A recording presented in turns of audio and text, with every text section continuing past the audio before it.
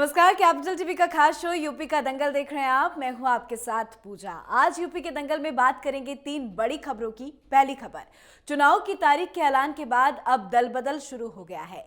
UP सरकार में cabinet मंत्री स्वामी प्रसाद मौर्य ने बीजेपी से इस्तीफा दे दिया। उसके बाद 3 और विधायकों ने पार्टी को अलविदा कह दिया। दूसरी खबर, उम्मीदवारों पर बीजेपी का मंथन जारी। दिल्ली में बीजेपी की अहम बैठक हुई। पहले चरण के लिए वोटिंग 10 फरवरी को होनी है, जिसके लिए उम्मीदवारों के नाम पर चर्चा जारी।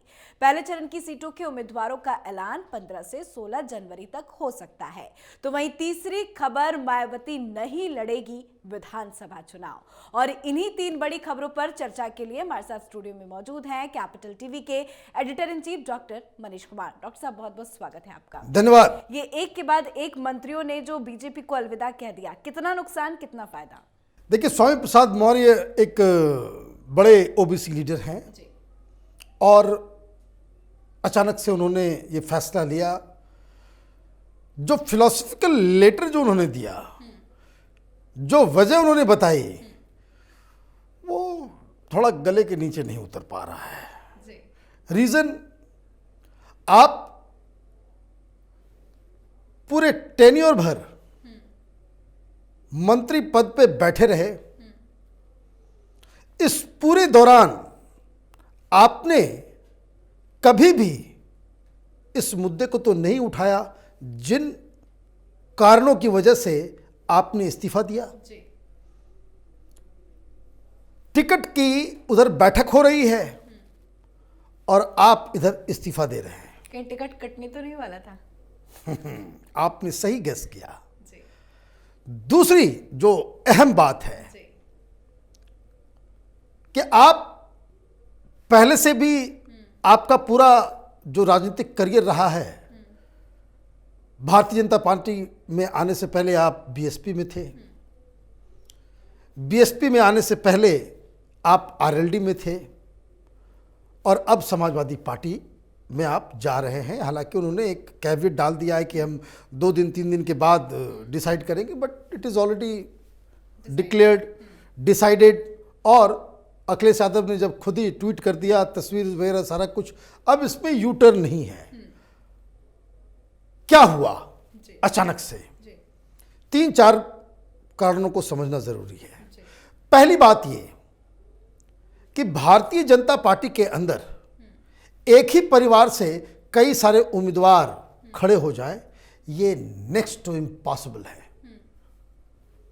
ये योगी, मोदी और अमित शाह की बीजेपी के अंदर ये काम तो भारतीय जनता पार्टी के राष्ट्रीय अध्यक्ष रहे 2 बार राजनाथ सिंह के साथ भी नहीं हो सकता।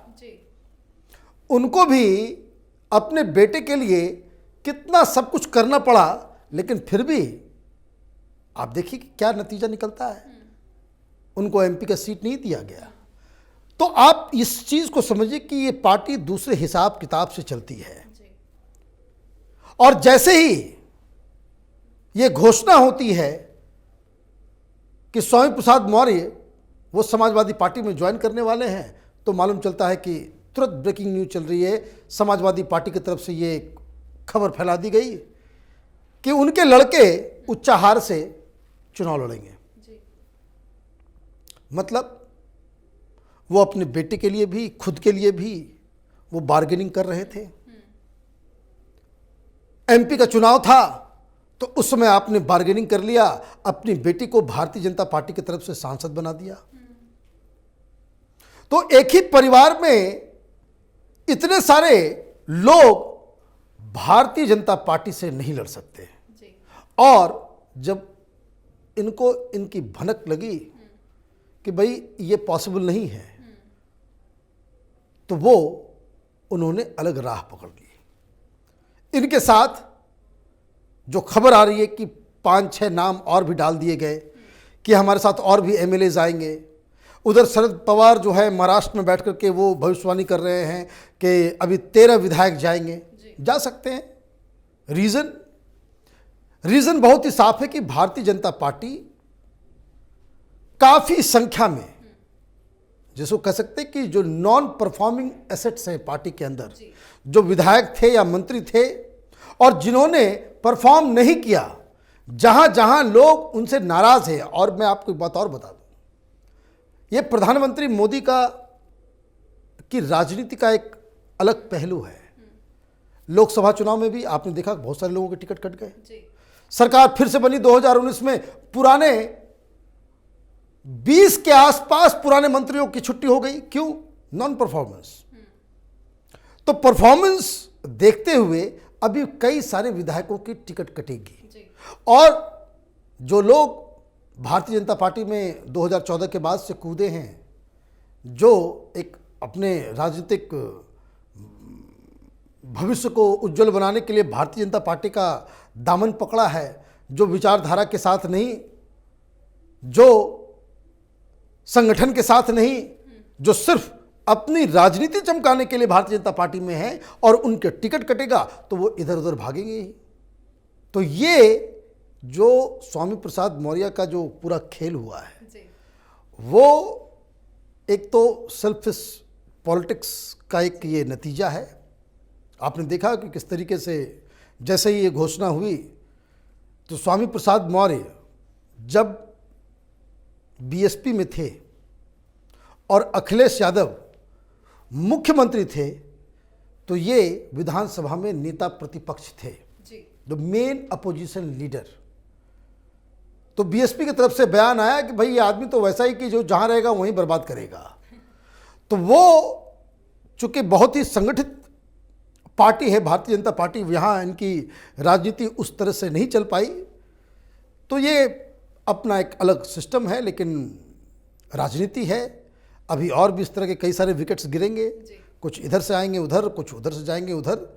लेकिन जो बात आपने एक सवाल किया जो लोगों के मन में उठ रहा होगा कि भाई क्या नुकसान होगा, एक एग्जाम्पल मैं आपको बताता हूं। अभी इसके पीछे जो चुनाव हुआ, कहां हुआ? बंगाल में। ममता बनर्जी एक स्ट्रांग लीडर थी। कितने सारे लोग भारतीय जनता पार्टी में आए टीएमसी को छोड़ के। ऐसा लग रहा था कि टीएमसी को छोड़ के सारे लोग भागते चले जा रहे हैं। क्यों छोड़ के भाग रहे थे? क्योंकि वहां ये प्रशांत किशोर ने सबका बायोडाटा निकाल लिया, किसके किसके किस किस कंस्टिट्यूंसी में कौन कौन लोग नापसंद किए जा रहे हैं, किनका परफॉर्मेंस खराब रहा। तो टीएमसी से टिकट कटना था, तो ये लोग भारतीय जनता पार्टी के बैंडवैगन पे आ गए। नतीजा क्या निकला? नतीजा वही हुआ जो होना था। ममता बनर्जी जीत गई, क्योंकि वो एक पॉपुलर चीफ मिनिस्टर थी।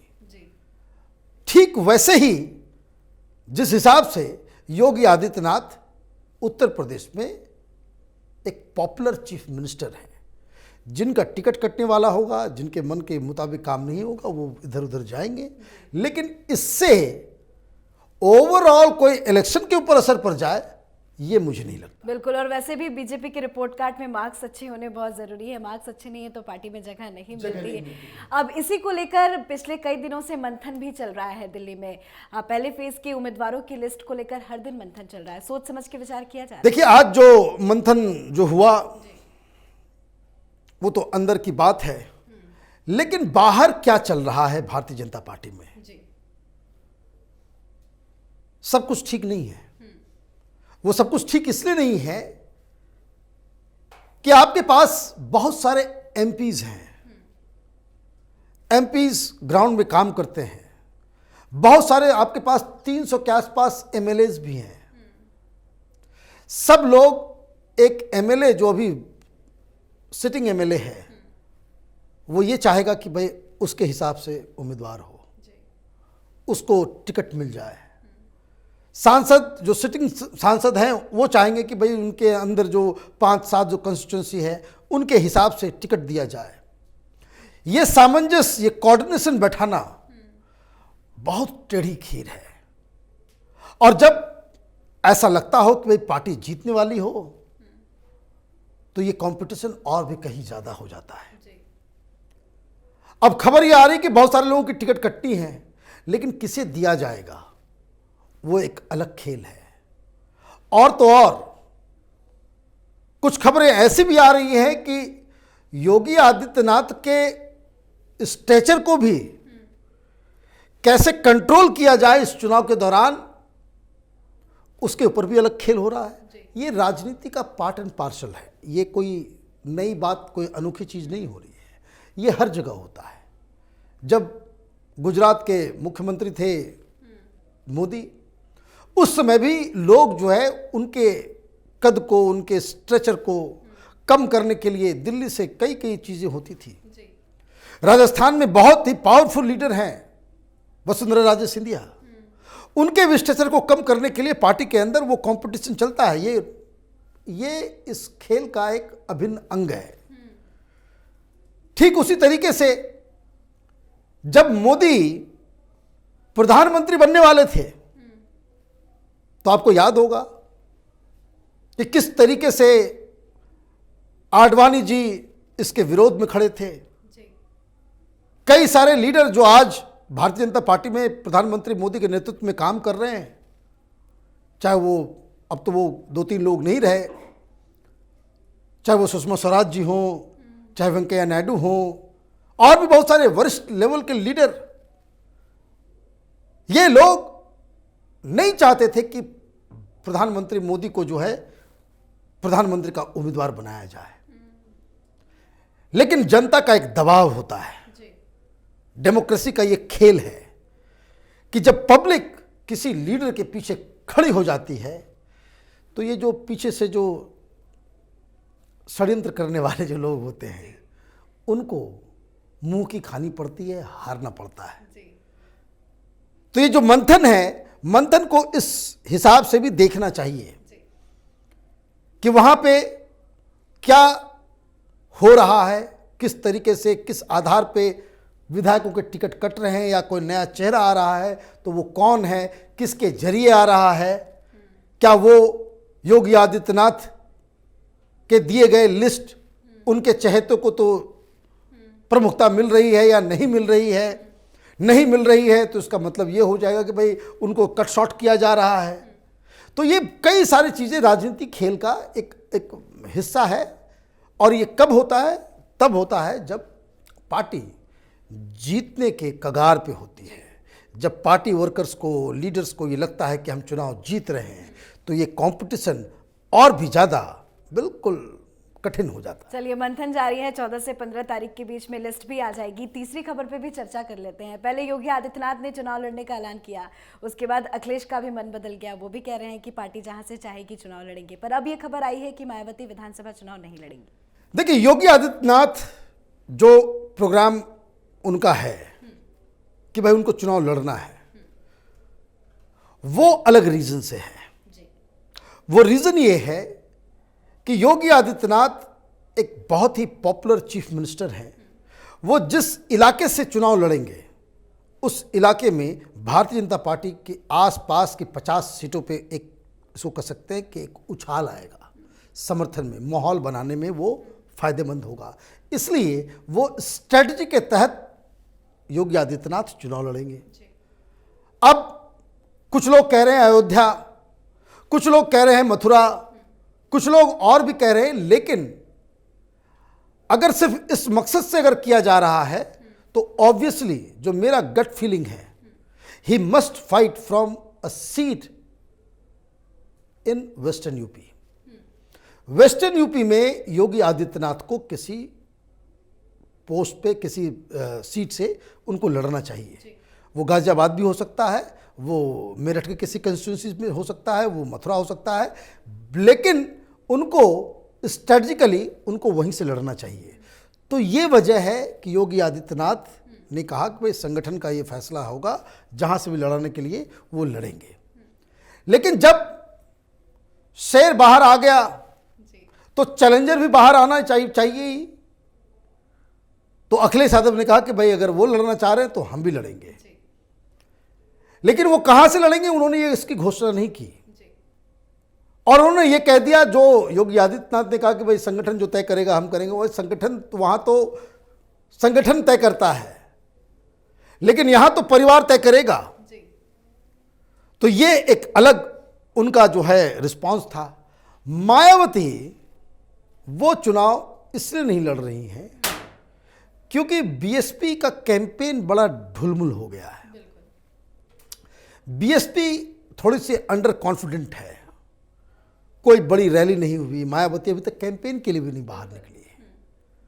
और ऐसे में मायावती अगर ये घोषणा कर दे कि जिस तरह से योगी जी लड़ रहे हैं, जिस तरह से अखिलेश लड़ रहे हैं, मैं भी लड़ूंगी, तो मालूम चलेगा कि सारा फोकस मायावती का उस सीट को जीतने में ही लग जाएगा।